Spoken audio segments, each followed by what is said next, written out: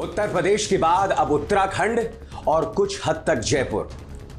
भाजपा सरकार ने जो कांवड़ यात्रा के लिए फरमान जारी किया है कि आपको अपनी पहचान अपने ठेले अपने दुकान के सामने लानी होगी, इस पर प्रियंका गांधी सख्त हैं। इसे संविधान विरोधी और बांटने वाला करार दे रही है। यही नहीं, फिल्म एक्टर सोनू सूद ने भी इसका विरोध किया है। कौन सोनू सूद? याद कीजिएगा दोस्तों, जब कोरोना की पहली लहर आई थी, कई मजदूर फंस गए थे। ये वो व्यक्ति है जिसने मजदूरों को अपने घर पहुंचाने का काम किया था।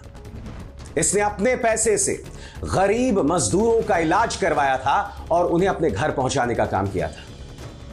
यह इस आदमी की खासियत है। प्रियंका गांधी वाड्रा ने क्या कहा है कुछ देर बाद, मगर मैं आपके सामने शर्म के 3 चेहरे दिखाना चाहता हूं दोस्तों, गोदी मीडिया के 3 चेहरे। जो तर्क भाजपा भी नहीं दे रही है, वो तर्क ये बेशर्म गोदी मीडिया के पत्रकार दे रहे हैं। सबसे पहले आपके सामने मुकेश अंबानी के न्यूज चैनल की ये पत्रकार, पापा को टॉनिक पिलाने वाली परी, क्या कह रही है देखिए। उन्होंने बाकायदा लाइसेंस को लेकर यह स्क्रीनशॉट पेश किया है, दुकानों की लाइसेंस को लेकर यह स्क्रीनशॉट पेश किया है, मगर तर्क मोहतरमा क्या दे रही है इस पर गौर कीजिएगा। हंगामा क्यों है बरपा, नाम जो पूछ लिया है। यह कानून तो 2006 में बन गया था, सरकार मनमोहन सिंह की थी। 2011 में नियम बन गए कि सभी ढाबा और रेस्टोरेंट मालिकों को अपना नाम और लाइसेंस नंबर बड़े अक्षरों में लगाना होगा ताकि ग्राहक आसानी से देख सकें। ये सभी प्रबुद्ध जीवियों के ज्ञान चक्षु आज अचानक क्यों खुल गए हैं? 2011 के नियम को सख्ती से पालन ही तो करवाया जा रहा है। सवाल यह कि यह सेक्युलर चश्मा 13 साल बाद क्यों लगाया जा रहा है? मोहतरमा कह रही हैं, कितनी भोली हैं। सबसे पहली बात, यह जो फरमान था वो ढाबा मालिकों, रेस्टोरेंट ओनर्स के लिए था।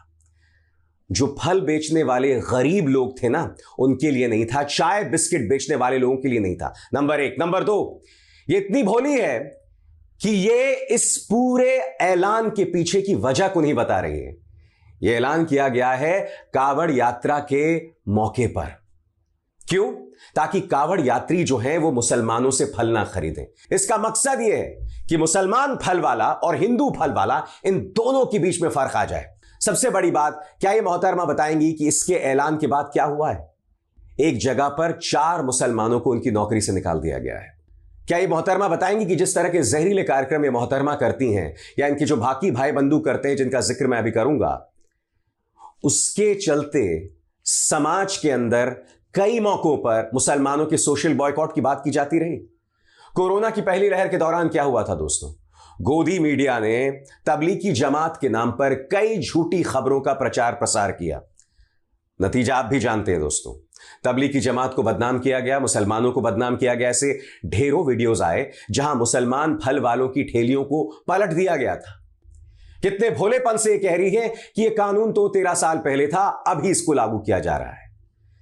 यह इसके पीछे की राजनीति नहीं देख रही है कि इसके पीछे की राजनीति है कि आने वाले हैं 10 सीटों पे उपचुनाव, उससे पहले हर हालत में हिंदू मुस्लिम करो।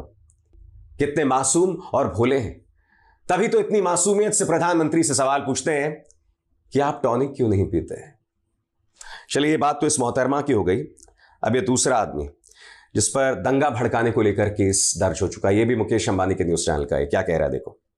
कांवड़ियों को शुचिता और शुद्धता का अधिकार देने वाले आदेश का विरोध वही लोग कर रहे हैं जिन्हें सावन में मटन और नवरात्र में मछली सेवन का वीडियो डालकर चिढ़ाना भी बहुत पसंद आता है। अब इसने मटन मछली सब खींच लिया है। जैसे मैंने कहा ना दोस्तों, यह तर्क भाजपा भी नहीं दे रही है, मगर दंगाई पत्रकार इस तरह के तर्क देना शुरू कर रहे हैं। सबसे बड़ी बात, जैसे मैंने कहा, इसका मकसद क्या है वो समझिए। इसका मकसद यह है कि हम ठेलों के सामने नाम देखेंगे आरिफ, इमरान, और जाहिर सी बात है जो कांवड़ यात्री है उनसे नहीं खरीदेंगे, क्योंकि आप कहीं ना कहीं उसी बात को रेखांकित कर रहे हैं। आप जनता को वही बात समझाने की कोशिश कर रहे हैं। सबसे बड़ी बात, यह फरमान गरीब ठेले वालों के लिए क्यों जारी किया गया है? और आपने संविधान के हिसाब से शपथ ली थी कि मैं बगैर पक्षपात के अपना काम करूंगा। क्या इनमें से किसी भी पत्रकार ने इस बात का जिक्र किया है? तीसरी मिसाल आप देखेंगे ना दोस्तों, आपके होश ही उड़ जाएंगे। इत्तेफाकन ये वही पत्रकार है, याद कीजिएगा, जब चंडीगढ़ में जनमत की चोरी हुई थी, ये वही पत्रकार है जिसने उसे जायज ठहराने का काम किया था। ये वही पत्रकार है जब अलवर में बुलडोजर चला था तो इसने एक झूठ कहा था कि बुलडोजर हिंदू के घर पर चला है, मुसलमान के घर पर नहीं। अब ये क्या कह रहा है, देखिए आपकी स्क्रीन पर। नाम बताने के फरमान पर छाती पीटने वाले बताएं इनमें से कितनों का बहिष्कार हुआ है या कितने बर्बाद हो गए हैं, नाम बताकर देखिए। इसकी भी ढिठाई को देखिए दोस्तों, सबसे बड़ी बात उसके पीछे की सोच को देखिए। इसमें यह कह रहा है कि भाई करीम होटल इतने दिनों से है, लोगों ने वहां खाना बंद थोड़ा ना कर दिया। अरे भाई, आप जब गरीब ठेले वालों को रेखांकित करेंगे, धर्म के आधार पर उनकी पहचान करेंगे। आपने दक्षिण अफ्रीका के अपार्थाइड का नाम सुना है, रंग भेद नीति का नाम सुना है। यही होता था दक्षिण अफ्रीका में, जिसके खिलाफ नेल्सन मंडेला ने संघर्ष किया था, लगातार संघर्ष किया था। हमारे आजाद भारत के इतिहास में ऐसी ढेरों मिसालें हैं जहां इस तरह की चीजों के खिलाफ संघर्ष किया गया है। दोस्तों, हिंदुस्तान टाइम्स की एक खबर है, इतिहास की एक घटना का जिक्र किया गया है। इन तीनों गोदी मीडिया पत्रकारों को मौलाना हबीब उर रहमान लुधियानवी से सीखना चाहिए। 1929 में अंग्रेज सरकार ने फूट डालो और शासन करो के अपनी नीति के अंतर्गत एक फरमान जारी किया था, जिसमें उन्होंने कहा था कि मुसलमान पानी अलग, हिंदू पानी अलग। हिंदू अलग से पानी पिए, मुसलमान अलग से पानी पिए। मगर उस वक्त कई लोगों ने हाथ मिलाकर हिंदू और मुसलमान एक साथ आए थे और उससे कहा था कि यह सोच दंगाई है, यह सोच बांटने वाली है, और इसका विरोध किया गया था। क्योंकि अंग्रेज सरकार चाहती थी कि पानी को भी बांट दिया जाए, हिंदू पानी मुस्लिम पानी कर दिया जाए। 1929 की यह घटना है। यह पत्रकार चाहते तो इस घटना से सीख सकते थे, मगर नहीं। आज की तारीख में ये लोग रेडियो रवांडा के वंशज बन गए। ये लोग हिटलर के जोसेफ गिबल्स के वंशज बन गए। इनका काम है सत्ता के जहरीले कार्यों का प्रचार प्रसार करना और बस, उसके अलावा कुछ नहीं।